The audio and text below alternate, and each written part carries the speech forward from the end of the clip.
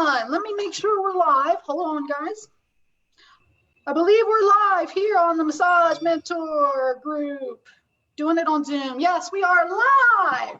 All the way in, wait, this is a first time because we're in Costa Rica and Ireland and Philadelphia all at once. Yay, modern technology.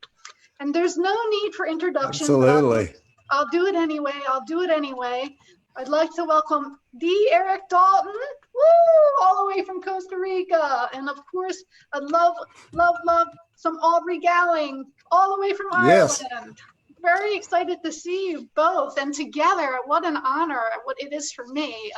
Welcome. Thanks very much. Thank you. Good to see you guys. And so you know how I am. I like to just dive right in because I have more than your share of questions. I had enough questions to last for several days. I've chosen a few, and so we'll get started. It's interesting to me because I find, Erik, a lot of people want to know about you. Everyone knows the techniques, and they want to know the man behind the techniques. And then you've brought us this incredible teacher, Aubrey, who's your first international instructor. Is that correct? That's right. Senior instructor, senior myoskeletal instructor, Aubrey going. All the way in Ireland, which is an amazing accomplishment for both of you. And the first question was, how did you transition from body worker to teacher? How did you go from hands-on to teacher? What kind of made you start to think, you know what, I have a knack for speaking and drawing people in. I'm very charismatic and handsome. I have great rhythm, and I know how to draw a crowd. I think I'm going to take my route on the show. Rhythm was the only thing that was correct in that statement. I have rhythm. I'm not really not fond of teaching. I never have really been fond of teaching. I was kind of thrown into it. But my main thing is I'm a blue collar body worker. You know, I started my full-time practice in 1979 in California and moved back to Oklahoma in '84. And I consider that my prized possession, my clientele that I've had for so many years. Right now I'm in Costa Rica, so I won't be back until, middle of March, and my clients are booked the rest of the year, and I really have been missing them. We come for 2 or 3 months at a time, and I'm really always ready to get back to my practice and learn something. That's where you really learn, is from the people that bring in all these problems you got to figure out, right, Aubrey? Absolutely, yeah. I think my journey was probably a little different because we had a family business here that my dad started back in '86. I started training as a massage therapist in '89. And after probably about 4 or 5 years, they just needed another instructor. So you were kind of just drafted. I didn't have a whole lot of choice, but I was bitten by the bug. So I love teaching. Yeah. I love being in clinic, but I think I prefer being in the classroom. And one of the things I just want to point out, I would like to just point this out is Erik, you're saying you're still seeing clients, because I have a lot of people that work for me, and some of them in their late 20s, early 30s, and they're like, and I'm like, I'm hitting 50 and I'm still hanging. Like, I love to do body work. If I'm off the floor for a certain amount of time, when I get back on, I'm like, this is my house. This is where I belong. So what do you say to them? You love working on clients? Absolutely. Yeah. It's, I've always, my background was psychology, and I've always had that interpersonal, loving to be one-on-one. Some people don't like to be one-on-one. They're not comfortable being one-on-one. I love it. I absolutely love it. I'm a people person. One-on-one. I'm an introvert other than that. And that's why I'm probably not fond of teaching. I like to just be in there and figuring stuff out. I like to solve problems is what I like to do. Diane, what do you like to do? What do I like to do? One of the things that I like to do, Erik, is I saw on your Technique Tuesday the mirror neurons, how the eyes are the gateway to the soul. And I like how a lot of your techniques, you include clients. Like, you're including clients now. You're saying, yes, I love teaching. I have this great platform, but the real truth is I love working on clients.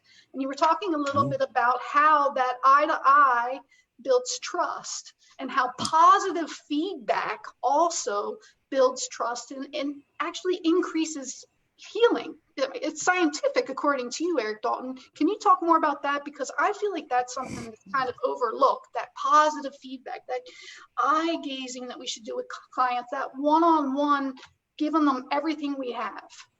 Yeah, that was a really popular article, to my surprise. Really, I didn't know if many people were interested in that part, the psychology part. I know that with the biopsychosocial model, it's all about relating when the people come in, being able to relate on all levels of consciousness with them. But eye gazing is something I have to work on all the time, because it's something that's so important. And that's simply, there's some tricks that I learned back in psychology that I put in that Massage and Bodywork article. But to really, people feel empathy and trust. You feel empathy, and the client feels trust when they feel like you're really paying attention to everything they say, when you're really an active listener. And so I've really tried to develop that over the years, and I think I'm pretty good at that. The only thing I'm not really, really great at still is some of the things that I declared in the article that you got to do, and that is the eye gazing and how much of it to do. And different cultures, you have to watch that, because different cultures, eye gazing can be intimidating. So you have to know who's in your room and all that stuff. But overall, it's just all about turning off the stress hormones and turning on the feel-good hormones. And that's what, oxytocin, serotonin, dopamine, oxytocin, serotonin, endorphins. That's what that does. So, that's something we all have to work on all the time, is our skills. We have a tendency to be thinking about the next client that's coming in and quit listening, stuff like that, So I have to work on that still after 41 years. How about you, Aubrey? I'd say the same thing. I think it's really interesting, the focus that you put on body mechanics. We do the same thing all the time in all of our classes. But one of the things I would say to students is body mechanics isn't just about conserving your energy. That's a really important part. But even just leaning into a technique. It's not about force or pressure. Pressure, I think, is sometimes an overused term. But the client feels your commitment to what you're doing, that you're literally getting behind the stroke, communicating through touch, building that rapport. All of those things really help to improve treatment outcomes, and even listening to the client in terms of the tissue responses. Like, all of that is just huge. I love that whole neural component that Erik has really brought into our massage world, certainly into my world. I really appreciate that stuff. I think it's amazing. There is a huge difference in touch. I think the client, you can even see the touch. If when I'm training therapists and I watch them touch, you can see where it's coming from. Is it coming from their hands, their shoulders, or their whole body? When it comes from their whole body, it looks different. It looks more appealing to the eye. Yeah. Yeah, we used to in our work. I'm sorry to interrupt you, but during our workshops, we used to wonder. We'd see the people for the first day in the workshop, and they look a little ragged, maybe in the workshop, and then by day 2, they're looking better. By day 3, so for so long, I kept thinking, man, I am really a good teacher. I mean, these guys are getting a lot better. And then I realized it was just their body mechanics were getting better. They were starting to, to do what we were saying, the little things, use your body, because like Aubrey says, man, that is really the key thing. One little side note to that, backstory to that, and that is when I went to the Rolfing, I started out in Rolfing, and the thing about that back then, way back in those days, the very early 80s, was that it was all about who had the best hands, who really felt the best, who could really do it. Today, it's kind of losing that. I see a lot of the industry not focusing so much on that, because like Aubrey said, so much of your biopsychosocial outcome is going to be reliant on how well you use your body, your hands, all that stuff, how much confidence you have in your work. You know what I mean?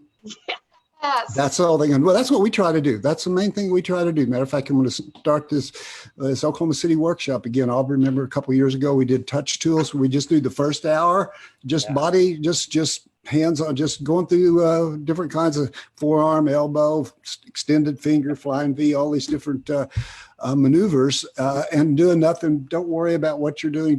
Let's just use our bodies correctly on this. 1 hour of that. So good. Yeah, we're going to do that.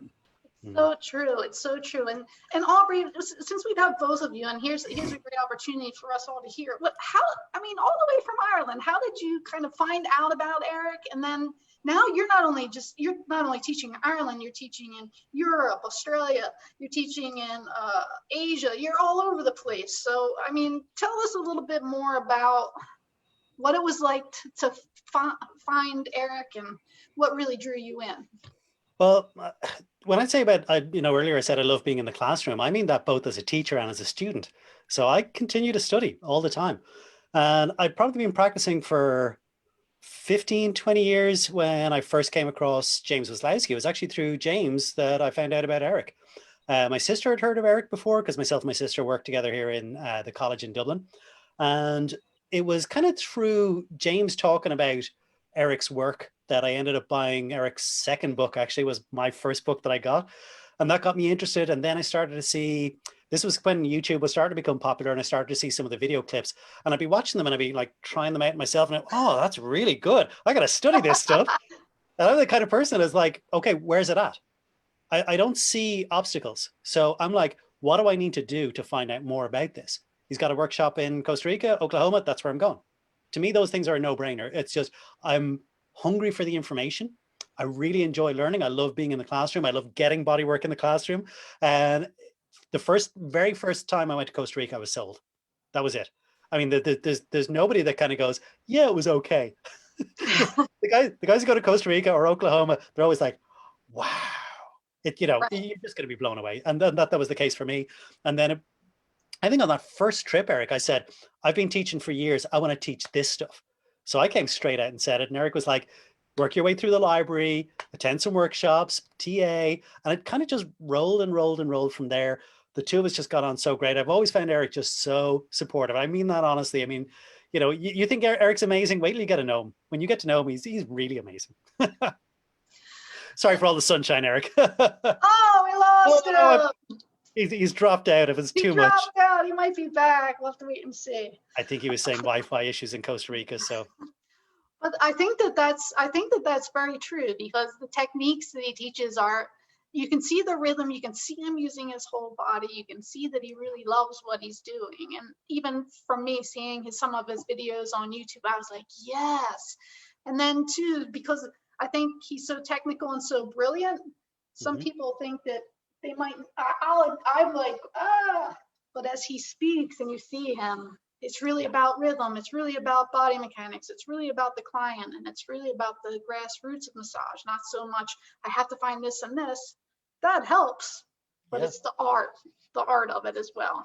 What I'd always say about the myoskeletal approach is, it's odd that there's so much on the theory side. It can get very, very technical, but the doing of the techniques isn't beyond anybody. It's really straightforward. So if you like the really simple, straightforward techniques that work, you're going to get that. If you want all of the detailed background underpinning theory, you're going to get that too. And anywhere in between. I mean, it's pitched that it will suit everybody, will get something really, really valuable from it. So I always think that the doing of the techniques is actually a lot more straightforward than understanding the where, how, why. Right.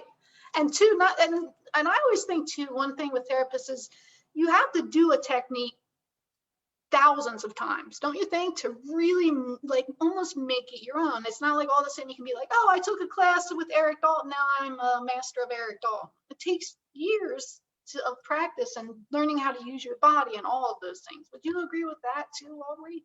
Absolutely, that you continue to learn. I mean, there's never a point where you see a technique and you do it and you go, I've got it. I mean, yes, you will understand it to a certain extent, but every technique has nuance. And the more you practice, the more you implement, the more you figure out how to work with different clients that maybe aren't as responsive or more restricted or have had surgeries or whatever that you need to adapt and accommodate. You learn from that and you develop a greater, deeper understanding of how to do any given technique. We did a seminar just in January, and there was guys coming back for like the third time on that particular subject. And they were like, amazing, I picked up so much more. I'm always refining. Right. So that's definitely true. I've heard that about people coming to the seminars a few times, and there's just so much powerful information. It takes a little bit of time for it to kind of almost absorb into your being. Yeah. One thing while I have you, because you can answer a lot of these questions, and that's why Erik wanted you on, because I know too, he's like, I'm in Costa Rica, I don't know when we're going to make it. So I don't see him trying to get back on. So we're just going to run with it. Maybe he's typing in the chat, who knows? So how long did it take you to get through? I mean, it's not like 5 or 10 or 20 hours to become a master. No. It takes a long time. So can you tell us about how long it took you, and if you were going rapid pace, so didn't have anything else to focus on but mat work, well, how long would it take? Erik has his Mastermind Skeletal program, and he has his library. It starts off with the foundation. So you've got the textbooks that gives you all of that underpinning theory. You have the video that shows you all the techniques. And then he goes on to his advanced home study bundles as well. So there's a whole library, 10 steps. You do live workshop hours as well. But how quickly people work through that, that's really individual. I mean, I think I was fortunate because I come from a very broad base. You'd been teaching for years, you'd been practicing for years, you'd studied very broadly as well, all the way from kind of very relaxation, gentle therapies through to corrective work. So for me, I was gobbling it up. I was absorbing that really quickly like a sponge. Other people, it takes time. So it depends on your background, your learning style. Said, I'm working my way through the bundle. You know, they've been at that for ages. And they're happy with that. My sister, she decided she wanted to get Mastermind Skeletal because she had been working with me. She was assisting in some of the workshops. She loves the myskeletal techniques. She went through the library in, she's going to kill me if I get this wrong, I think it was 3 weeks, maybe less. I think it was actually about 10 days or like something insane. But she's like that. Again, she started the year before me. So she's got a really, really broad experience. And she was able to, because she'd done workshops as well, she was able to absorb the information, run through it really quickly. She knows her anatomy inside out and backwards from being an instructor. So she went through it at an inhuman pace. I don't think anybody else would manage that. For the average person, if you wanted me to put a ballpark on it, for the average person, I think probably about 2 to 3 years is a nice kind of rhythm to aim for. You can do it quicker, you can do it slower, but that's a nice kind of rhythm to kind of take in some of the techniques, implement them, go back and add some more, you know, gradually challenge yourself, grow as a therapist, and take it at a nice kind of organic pace. But there's no one size fits all. It's going to be really individual. Yeah, that's what someone was asking me. I'm like, I looked at the 10 steps and I'm fine. It looks like something you can kind of do at your own pace. And like, I'm not surprised that your sister got it done in 3 weeks. But that's the nice thing about it. It is totally at your own pace. So if you're the kind of person who takes things nice and slow, you can do that and you'll still achieve mastery. If you're the kind of person like Ali, who's got a huge wealth of knowledge that you're building on a great solid foundation and you want to go through it more quickly, you're going to be able for that too. So it's self-paced. So one of the things that Erik's coming back, it looks like. So one of the things too that you would say, hey, Erik. Had to reboot it. Yeah, we're good. Hi.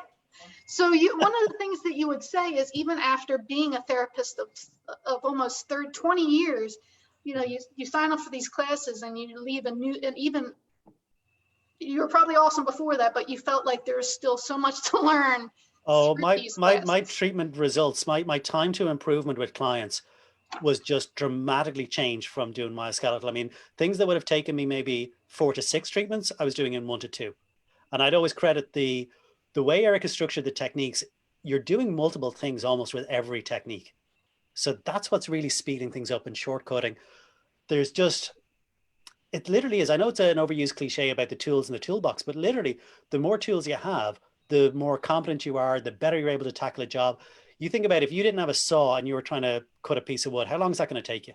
Oh, probably a while. When you've got the right tool, you know, or even having like a handsaw versus a power saw. Myskeletal is the power tools of bodywork that you power through treatment. And I don't mean that in an aggressive plowing sense. I mean, you get through things so efficiently. And I know what you're meaning by watching the videos and kind of following Erik for years, but when you say you're not just you're doing more than one thing all the time, well, how would you gentlemen describe that? Because I see it, and there is something too, for me, using two hands. I always say using two hands is better than one, especially when you're doing body work. I mean, what are you doing with the other hand anyway? You're just gonna, so put them both to work and make your time useful. So could you just Simple talk about example. that? I mean, Erik, I was looking at one of your techniques, I think just today from the new course for spa therapists, which shows how broadly these techniques can be applied. And you're doing a technique where you're maybe stretching the quads, but at the same time, you're mobilizing the hip capsule and you're communicating with the nervous system. So right there, one technique using your body weight, really kind of easy for you to do, not demanding physically, and you're getting multiple results on multiple levels on multiple structures. I mean, you can't get better than that. That's amazing. Yeah. I mean, I hate to keep talking about Erik like he's not here and talking about him in the third person, but I'm just so excited to get I'm here, right? Am I here? You're there, Erik. You're there. Okay. We're just talking about you, Erik. So one of the things too that I love, one of the techniques is one of my favorites. I have several favorites, but two is I didn't realize that my glutes were sleeping. Yeah, you do the spindle stem. Yeah, the butt work. Waking up my butt, all that stuff. There's just so many things that I wasn't even consciously aware of that have been brought to the table and kind of awakened my body through these techniques. And Erik, can I just ask this question too? How did some of these techniques come to fruition? I think I have an idea, but it sounds like they were just kind of built out of you trying to find what worked best for clients. Right, absolutely. Yeah, they teach you more than anything. But, like Aubrey was saying earlier, I was a workshop junkie. I mean, I went to every kind of workshop I imaginable. Unfortunately, I really didn't start right away doing that. I wish I had. Right after I got out of Rolf Institute, 82, 83, I wish I had started doing the workshops, because that is where, people pack them into a 2 or 3 day workshop. Aubrey's now starting to do 3-day workshops, which is a little more comprehensive. But what I like about that, a lot of people complain about that because it's not long and drawn out and all that stuff. But what you find on YouTube and what you find on, I'm always watching YouTube drummers because I'm a drummer and an active drummer. And I learned so much in that because they pack all the vital information into a very short format. And so that's what we try to do in workshops. And, I just think that there's nothing like going to workshops. I always learn something, even if I get in there and I go, this workshop sucks. Right. I do not like this at all. And I ended up learning a bunch in some of those workshops, But what happened to me is I fractured my neck in a judo fall in '89. So I was just doing deep tissue work, First it was a massage school and it was muscles and it was Rolf Institute fascia. And when I fractured this neck and I started getting interested in bones and the nervous system and pain. And so I was able to get accepted to get training at Michigan State College of Osteopathic Medicine. So when I started understanding joint biomechanics and how it affects the nervous system, and combining that's what got me to finally do my first course in 1997, is because all that stuff was I just kept going to those workshops. For 9 years, I went to postgraduate workshops up there, and I didn't feel like I was really getting it. And the way, and Aubrey can tell you this too, you too, that, the best way to learn is to teach it. Once you teach it, you have to go, okay, yeah, all right. That became a big brain map all of a sudden, because you're having to really concentrate on what you're doing, focus on what you're doing with a lot more emotion. So, yeah, so that's the one of the tips that I think that all body workers should do, is just never quit learning, Love that. And I how I am, Erik. I just have one more question, and then we'll move on to the Oklahoma, and we'll move on to Costa Rica. Okay. But I'm going to sneak this one in because you said all was fair game. One of the things I think that a lot of massage therapists and people in general suffer from is what I call the imposter syndrome, where they think they're not capable or able or good enough to do things, and so they just don't. And I'm going to guess, you've been so honest with me in past talks, that what do you do to kind of just keep going? Because I'm sure there's been times where you might have been like a little nervous. You've had to be nervous. Could you tell them that you're nervous too sometimes, Erik, so they understand that? Absolutely. You kidding me? You're supposed to be nervous. It's good to be nervous. You're best when you're nervous, as long as you're not drinking a bunch of coffee and nervous. That's a mistake I made. You go out and then you talk 200 miles an hour and you're the only one that's understanding what you're saying. But and that imposter syndrome is interesting. We studied that in psychology a lot. And what's interesting about that, when you take it to psychological terms and we talk about people who with pain that have mental problems, they actually, the imposter syndrome in their case is that they didn't think they were that sick. They didn't think they were that sick. They thought that everybody else was the imposter. So it reverses, but everybody has that. But I think that deep feeling of, oh, maybe I'm not good enough, or, because you get tired of your own things. I mean, I get tired. I can't stand to watch my videos or listen to podcasts like this or anything like that, because you get tired of hearing yourself and seeing yourself and all that stuff. And the techniques and things get old, but I think that's just a normal feeling, and everybody needs to kind of just try to go a little easier on themselves, Yes. Aubrey, what about you? You were reacting quite a bit. He doesn't have it. He doesn't have imposter syndrome. No way.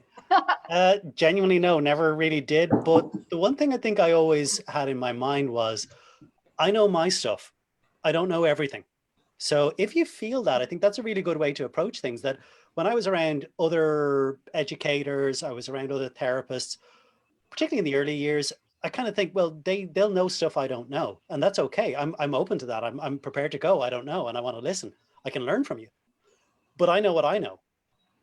But I think once you accept that you don't know everything, you can't know everything, it takes a lot of that pressure off. But being nervous is definitely something. I remember the first time getting up and teaching for Erik in Costa Rica, because it's not your crowd. You got to kind of get them on your wavelength. They've been used to listening to Erik for 2 or 3 days. And then I went up and I was like, do not adjust your TV screens. I am not Erik Dalton. This is not a mistake.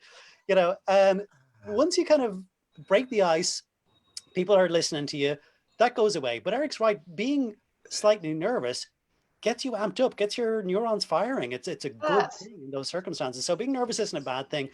Debilitating nervousness is something you need to get away from, and just be confident that you know what you know.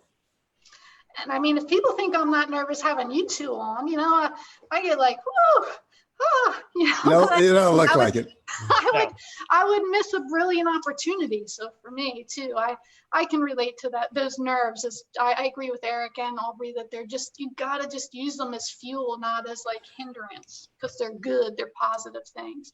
So one thing that I've been looking at for years, and I shame on myself for not going, is Oklahoma. Whitney Lowe's going to be there this year. It's July 2nd through the 4th. Can you tell us a little bit about what happens in Oklahoma, guys?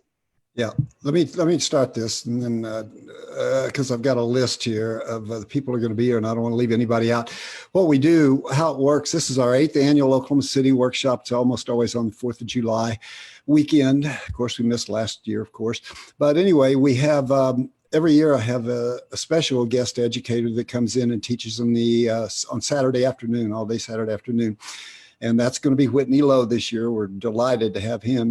He's been an old friend for decades and decades. And so he is good. He's going to be teaching them. And when the class is officially over at 5 o'clock, we have all these other educators, Till Luca, James Wozlowski, Aubrey, Drew Friedman, Art Riggs, Sue Hitzman, Rick Garbowski, and who knows who else is going to show up. And they are guests that just come and hang out. And then on Saturday afternoon at 5, they break into groups in this big ballroom. We got a 9,000 square foot ballroom. And people can just wander around and watch them work and ask questions. It's very intimate. It's so cool. Wozlowski, I got to give him credit. I don't give him credit for much, but I'm giving, no, I do. I love that guy. But he came up with that idea a few years ago, about 3 years ago, when we started doing it, and it's been very successful. So we're looking forward to Oklahoma City. It's always packed, and we're going to do the social distancing. And if we need to by then, I'm hoping everything will calm down by the July 4th weekend. Then we've got the World Massage Festival. I don't do conferences. Oh, I yeah, really that's don't right. do You're going to that. we're teaching. I'm teaching 3 days there in August, first week of August in Vegas, Planet Hollywood in Vegas. And Aubrey's going to be there too, and probably teach a segment there too. And then, of course, Aubrey and I will both be back in Costa Rica in, what is it? It's the end of November every year. It's right after Thanksgiving. November 27th through December 4th. First weekend after Thanksgiving every year. This is our 21st or 22nd year of being back here in Costa Rica, and it's just a wonderful experience. And I just want to take a minute. One of the things that we discussed in one of our talks, Erik, was how, we're kind of performers as massage therapists and as teachers. We have to love that. And 22 years of doing a workshop, by 22 years, you have it down to probably a science, where it's not your normal workshop, where it's almost it's like this elaborate event. Because I know in your classes we got the little mic, we got the screens, we got so much stuff going on, where it's not just, I don't even think it's fair to call it a workshop. It's an event. It is a weekend of fun and learning. Yeah, well, that's the key thing right there. You hit on it, and that's something that I know that when I used to go to workshops, if people were hovering over me when I was doing techniques, I would get nervous. I would get nervous. They're watching and they're making you move your hands and everything. It really turned me off. I said, if I ever taught this stuff, I would not teach it like that. It's going to be fun because, a lot of that information is just going right over your heads. I really don't like people to take notes. I just like them to kind of just relax into it and let the unconscious mind absorb what it will. And everybody just put it in a fun format. And like you say, it's an event. I come from a rock and roll background, and we always made everything an event. So we try to do the same thing. When people leave there, we try to give them more than they expect every time, And it's those subtle details. In Freedom Massage, when someone comes in, we give them a tour, we show them around. And we do that just to help them feel comfortable and feel safe and secure. And so through your events, so many of these things come with time, and they come with that event nature and that performance. So I would highly recommend anybody who has not been to Costa Rica or Oklahoma City, including myself, to get their asses there. I gotta get there myself. And I'll put up the dates about that stuff a little later. I think really we covered just about everything that I had on my sheet. Is there anything else that you guys wanted to add? Aubrey, you have a class coming up in April, and you've been getting a lot of really positive feedback on your virtual classes. Do you want to tell us a little bit about that? It's been amazing. It's funny. It's something we've been kind of forced into as part of the pandemic response. But what's really surprised me is people joining from really very different jurisdictions. Like we had a couple of people on from Australia and a couple of people from the US, and then most of the Europeans, kind of the time zone kind of stuff. But we record those events, we put it up in our online learning, so you have access to those recordings for like 3 months afterwards. And the feedback we've gotten from people at the event, they're going, because the camera's right where you can see it. Like, I mean, if you're at home watching and you're practicing, you've got the front row seat all the time. Yes. I'm always aware of, I love putting my hands on therapists' hands when we're working in workshops. And I thought, this isn't going to be the same. It's going to take a lot from it. And people were saying, particularly guys who'd studied with us before in the classroom and then joined us virtually in January, they're like, I'm amazed. Of course, there's pros and cons, but this was way, way better than I thought, because I was able to practice as we were going along. The moving to 3 days, as Erik mentioned, meant we had time to do recap, which we never get to do in a seminar. And that was comments we got coming back. People were going, I feel confident about going straight into clinic with these techniques because we did them and I practiced them when we were being shown, and then we did a recap. So I really felt I got it. And then I could watch the replay. So yes, that's what people say about the phenomenal feedback. Yep. Yeah. It takes me about 2 to 3 weeks to edit all that video down, but it is made available to people and they can watch it then on demand for, like I said, about 3 months afterwards. So our next one is coming. That's amazing. And the best news of all is with the April seminar, Erik is doing a guest slot. Yep. Woo! Yep. Erik's going to do a guest presentation for us. He's going to join us virtually, and he's going to do a presentation too. Yeah. Yeah, that one that you and Till did together was really, really well done. I enjoyed that a lot. Yeah. Mm-hmm. Yeah, that was a lot of fun. So the virtual classes, if you haven't tried them, don't knock them until you try them. And if you have tried them, you'll see that it's like we're saying, you can rewind, you can watch it over and over until you get it. And I think that that's a nice, and again, you have the best seat in the house. So I think they're all good things for the time. And that's what we have. That's what we're doing. And so that's April. What did you say the dates were? We're April 23rd, I think, isn't it? Yeah, I could 23rd, probably share a 24th? link. Something like that. We'll I should share a know this link. off the top of my head, shouldn't I? I think it is April 23rd, 24th, and 25th. So it's a Right. Friday, Saturday, Sunday. Perfect. 23rd, 24th, 25th. Cool beans. They can book that through our website. They can book virtual. If anybody's in Ireland and wants to attend live, they can book an in-class place. I think we have like 2 places left in the classroom.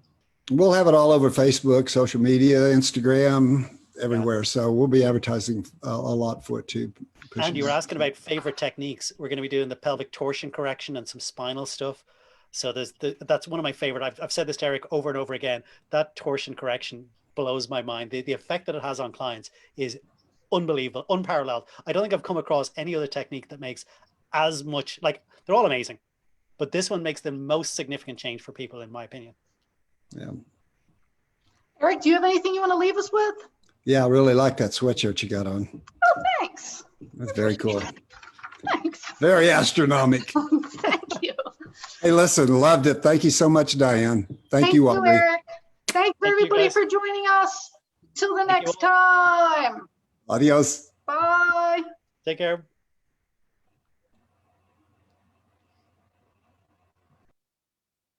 Hey, Aubrey.